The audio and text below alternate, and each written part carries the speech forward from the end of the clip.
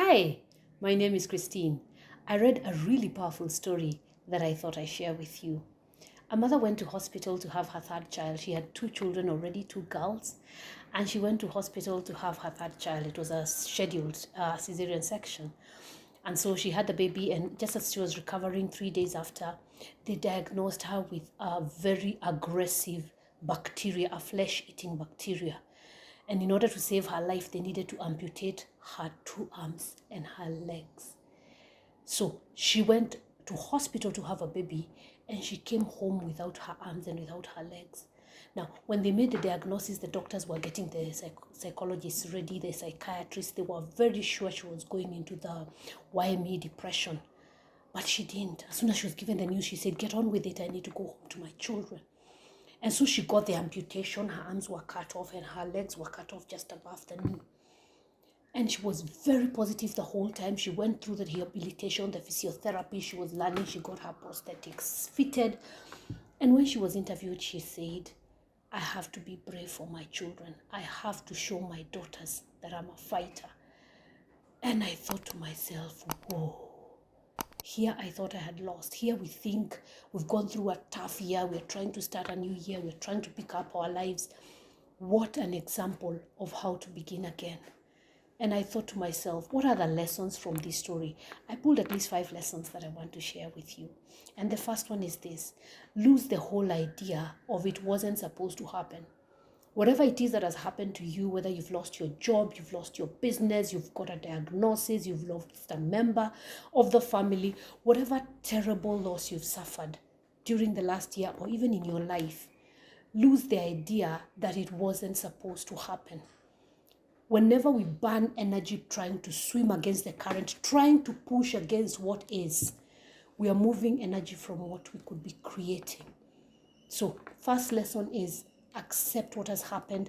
Don't fight against it. Don't push against it.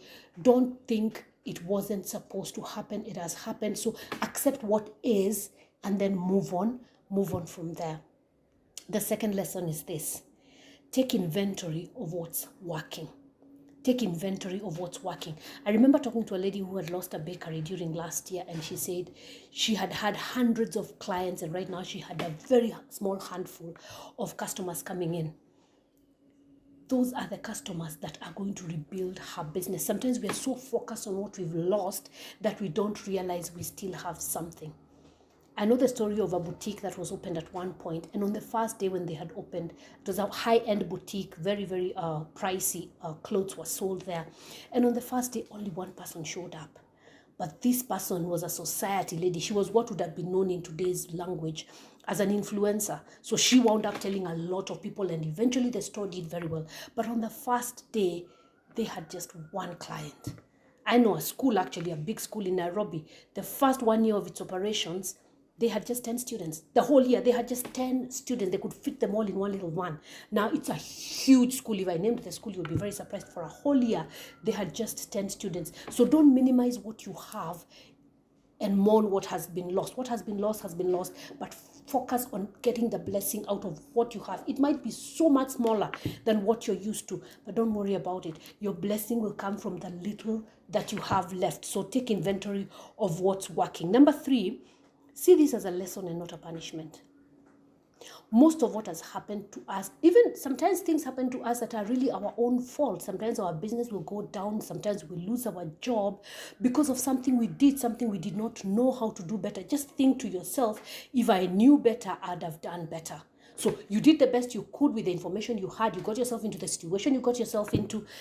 Dust yourself off and pick up the lessons from what has happened to you and move on to fight another day. So don't beat yourself up. Don't look at your life as having been a punishment, because what has happened, and whatever happens has a lesson within it. Number 4 is closely related to that. Notice what has now become available. What has now become available? Let me give you an example out of my own life. I had to close my business. I had to let my employees go. I had to close my office. But what has become available is a lot more time. I don't commute anymore. I don't drive to the office. My office, the distance from my office to my home is 0. My office is in my home. So there's a lot more free time in my schedule today, which is a huge blessing. I'm able to spend this time doing a lot more. My work is now online. I'm able to reach people across the globe. Previously, I had only done businesses training one-on-one. Now I'm able to train people online, so it's really global. What has become available out of my loss is all of this new free time, all of these new opportunities. Sometimes we can't notice the new opportunities because we are so focused on what is. So when something has been removed, try and notice what has now become available, because crisis means crossroad. Whenever you come to a crisis, it means that new opportunities have now become available. I know that the things I'm saying are not very easy to hear, but if you change your perspective, you will see that there is always a blessing in the things that happen. And lesson number 5 is live your best life. Live your best life. Don't live another person's life. Many times we will go into depression. Many times we will feel demoralized because we are comparing our lives to the lives of others.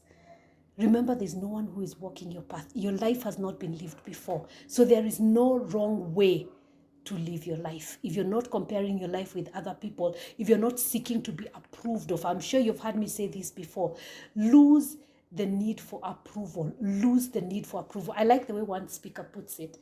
He says you need to become completely independent of the good opinion of others.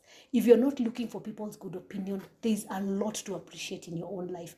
So there are a few lessons on how to start and how to make it in this season, because life indeed is made of seasons. I'll talk to you again soon. My name is Christine. It would be a good idea for you to subscribe to our channel so that you keep on getting our content. Share this with a friend as well. Goodbye. I'll talk to you soon.